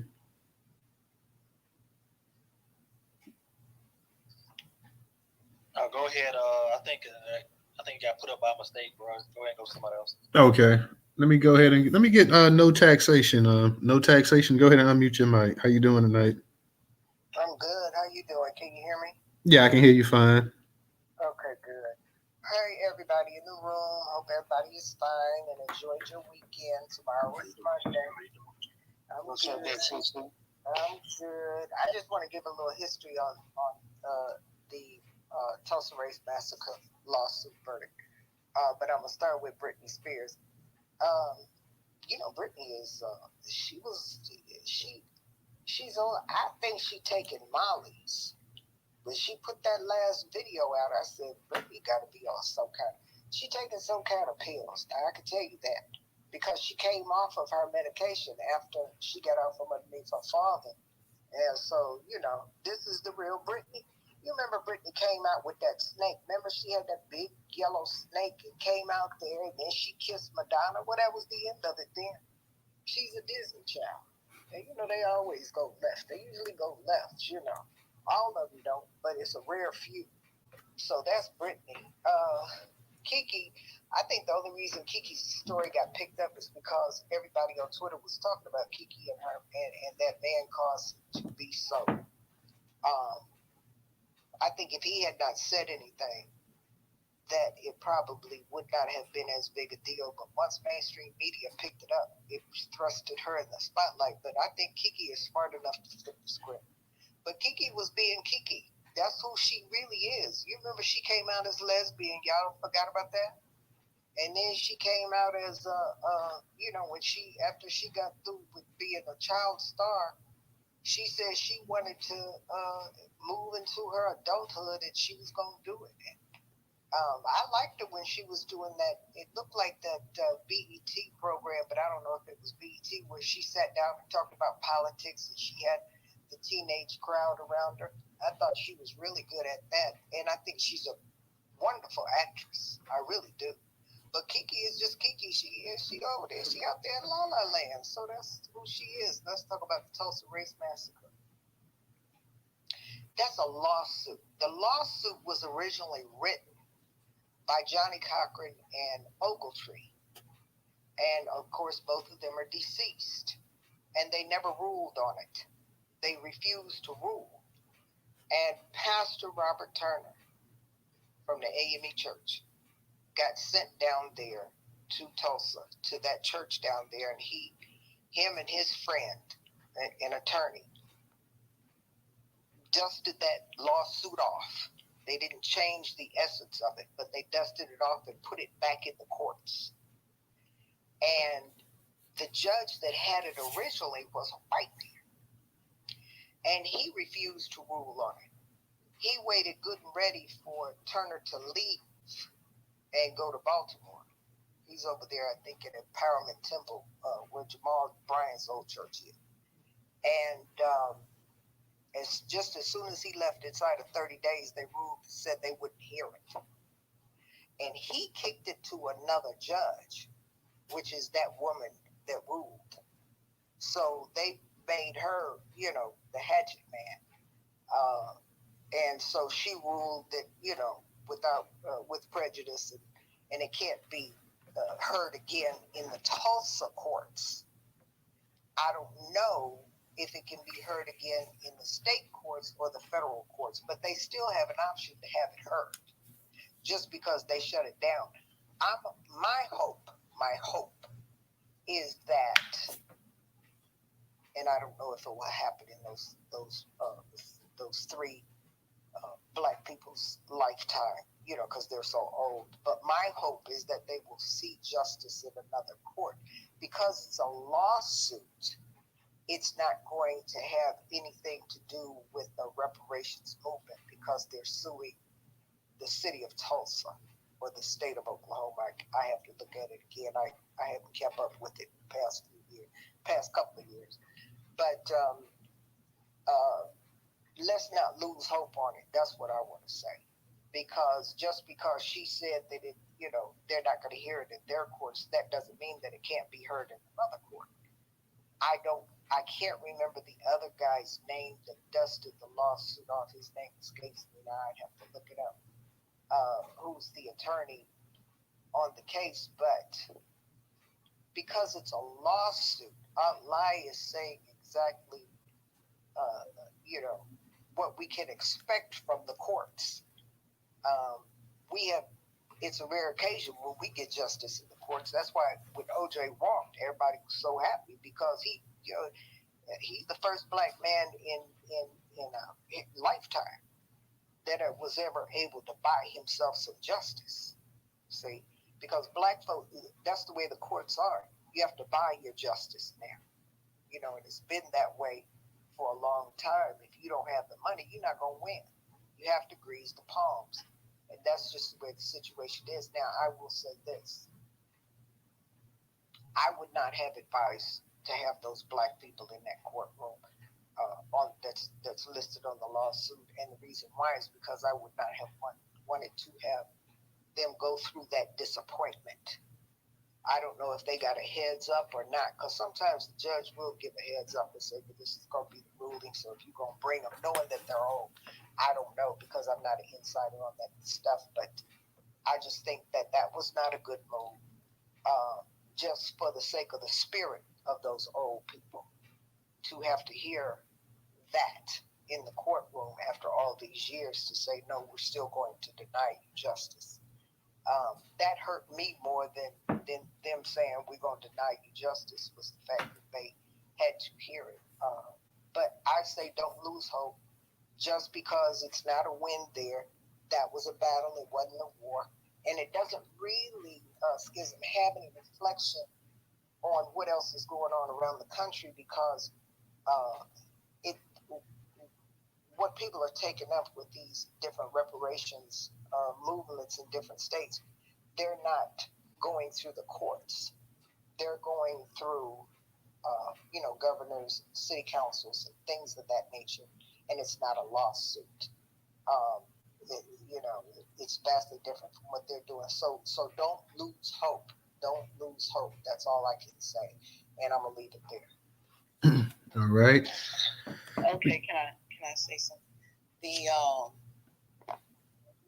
Go ahead, real quick, Kelly, because we're gonna go ahead and get to the co-host. According the way it's worded in the media and the news reports, it says that they sue for a form of reparations, and so that's the only reason why I mentioned it. I said they can't be, because technically, yeah, it's a lawsuit, and so we know that the California reparations, that went through the legislature. So, but it's the wording that they're using that's already being circulated with folks like Tuberville, DeSantis, some of these staunch Republicans, and even just like out in the streets, they're saying, no, those harms, they can't be asking for money for harms, because if that's the case, we all experience the harm.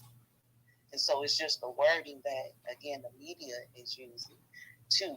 And we don't want that to translate into what the politicians are even saying, because they can take that to the floor and just, those that are against it, say, hey, this is what it is and this is what it's not. Now, will I lose hope? No, because we going to see what Gavin Newsom is going to do. Because he really, although he's saying he's not trying to run for president, he really kind of already threw his hat in the game during the pandemic. So we just waiting to see how this all plays out. So we'll see. We'll just keep watching it. All right. Let me no taxation. I'm gonna let you get it in real quick and respond, and then I'm gonna go ahead and get the DJ and Professor, and we're gonna close it out for the night. Okay, thank you. Yeah, you're absolutely right, Schism. They will try to use it. It's an election year, and that's what they do. And we have to really, really understand what it looks like when we have election years that are contentious, the way they are now. And it's going to be this way every 2 years and every 4 years, and we got to get ready for that. So yeah, they're going to use it, but we have to just, as everybody says, stand on our square. That's just what we have to do. We have to rebut it all the time. And Tuberville, he don't have the sense God gave him. He ain't even that good on the field. But anyway, that's a whole nother story.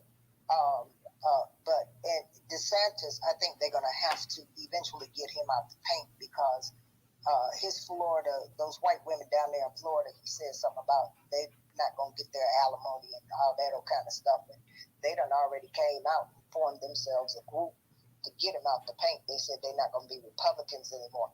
So they're attacking, they're eating their own at this point.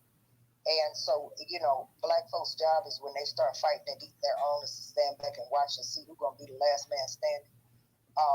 And that, DeSantis don't carry any weight on the hill. He only carries weight in Florida, which is, bad for Floridians. And Tuberville, he's a do boy. And so, whatever they tell him to do and say, that's what he's going to do and that's what he's going to say. So I wouldn't give a lot of weight to either one of them. Now, if you hear Mitch McConnell say something, if you hear Lindsey Graham say something, people who've been on the Hill in the Senate, then yeah, we need to listen. But we have to pay attention. It's not even a Senate fight. This is a congressional fight because that's who appropriates the money. And so we have to keep our eye on the prize. And thank you, News. I'm going to leave it there. All right. Thank you. No taxation. Professor, go ahead. Unmute your mic. Yeah, thank you, there, Newstoter. Sister No Taxation, love to hear you when you always come up here and preach and teach. I love it. And good to see everybody. Like I said before, great topic. So let me say this, family. What's happening here is they took the first step with this lawsuit. There's an appeal here. But here's what's going to have to happen from here. We're going to have to take this thing to the feds. Because you're not going to get anything from the states or the cities. You might as well forget it. California is kind of an anomaly, and we haven't even gotten that money yet, so we don't know yet what's going to happen with that. With what's his name out there? Gavin Newsom. We don't even know yet, but it looks like it's a possibility out there. But really, y'all, when we're talking about trying to get this reparations thing, this has got to be on a federal thing. And it needs to be with the U.S. Supreme Court. It's got to go that route, y'all, because I'm telling you something. We already know the congressional route is not the place to go. They already have asked those people up there, those very top leaders that no taxation was just talking about, Mitch McConnell being one of them, Lindsey Graham being one of them. Who's the other idiot up there? That's supposed to be one of us. Jim Clyburn, I believe was his name.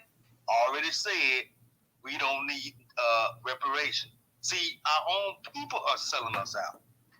So do y'all see the hard line that we have to go through, even with our own people in leadership positions that are keeping us from getting what we need to have? Okay, so you can't go the congressional route. The only route to take here is now to the federal court, which is the U.S. Supreme Court. And this is the route that I'm pretty sure that attorney for the Tulsa Riot Massacre survivors is probably telling them. We're going to go ahead and appeal, and we're going to try to appeal so we can get it on up into the federal court system, see? That's where you got to take this stuff to. You're not going to get it anywhere else. Trying to get it through these senators like Mitch McConnell and all of them up there, they're going to try to do everything they can to block it. So let's don't even go there with that. What we got to find, though, here's the deal, and I've been saying this in all the spaces, is we got to find another attorney like Johnny Cochran. That's the key. That's the key to all of this for us to get it into that U.S. Supreme Court so you can argue before that coon up there that we have up there that's supposed to be LBA, and I don't have to mention his name, but he's part of the problem too. See, that's what I'm talking about. We got coons that's blocking us. Then we got that idiot, because you're talking about congressional, the other coon that we got, Tim Scott. See, that's another one. So that's what I'm talking about, y'all. We got people within our own group that's keeping us from getting things. But nevertheless, we got to find an attorney like a Johnny Cochran, and I'm talking, when I keep bringing up Johnny Cochran, y'all know why I keep bringing him up, because it's got to be an FBA brother that's on time and on fire. That's why I bring his name up, because after he passed away, it's like the damn lawyers died off or something. I don't know. So we got to find another one like that can get us to where we need to go, that can go up there before the Supreme Court and argue the harm, the damages, and what we should be compensated for all the trauma, not just slavery now, not just slavery, y'all, because we know that it's more than just slavery. It's everything that has happened. Slavery, Jim Crow, the black codes, the peonage system, the healthcare system, where we've been harmed there. We've been harmed in education system. We've been harmed in the criminal justice system. Think about the number of cases of police brutality and police killings of black men and black women. So put all of that together, this is what you would take to the Supreme Court. You wouldn't just take slavery, because slavery has been gone for a long time now. And that's what these white folks always do up in our faces, right? Yeah, y'all not enslaved now, but we can still talk about what's going on today. So with that being said, I'm going to pass the mic over to you, DJ. Go ahead, bro. Hey, yeah, we agree to agree. You already know. So with that being said, again, funded socially, you already know .com. Come up there, support Newstoter, support our black media, our black businesses, and all this other stuff. So that way we can start letting our folks know, hey, look, being what happened just right now in the Tulsa, Oklahoma, they don't want to give our folks their bread. We boycotting everything, yo. They only buying from us. That's the wave. So I got to get back on my P's and Q's. You know what I'm saying? Straight up, because I've been slipping. I see that now. You know what I mean? But, what is it? Like you said, the next step. Okay, they're doing an appeal or whatever the case be. And Allah came up here and cooked. You know what I'm saying? You know what I mean? She gave us the book. Allegedly. There you go. So at the end of the day, this really just falls down on what we're doing down in the street. Again, 8 billion people on the planet. Only half the people on the planet stream. So it was only us knackers up here talking about what we're talking about. What the folks down in the street talking about? They're not talking about what we're talking about. So most of our folks probably don't even know this verdict even happened. Because none of these white news medias is talking about it. None of them. I said, for what's the one jokers I read? It might have been the same article you was looking at. I think it was CBS or whatever. They wrote up a little piece. You know what I'm saying? Dude named Mason, the shit white dude. You know what I mean? I think it was his name. And I'm not sure what the article you read, title, where it came from, and was it within the scope of the last 24, 48 hours? I think it was curated from it was curated by the Neo Jim Crow, but I think they curated from CNN. Right. So yeah, now everybody want to talk about it a day later, 2 days later, you know what I'm saying? So we need to be on top of our own shit. See, there you go, you know what I mean? Same thing, I'm pretty sure when the actual Tulsa riots happened, you know what I'm saying? Massacre wasn't a riot, you know what I'm saying? I'm pretty sure that nobody else throughout the country, specifically us black Negroes, probably didn't even know that shit even happened, probably months, years later, you know what I'm saying? You got folks that are older than me that they ain't know that shit happened to years later, you know what I'm saying?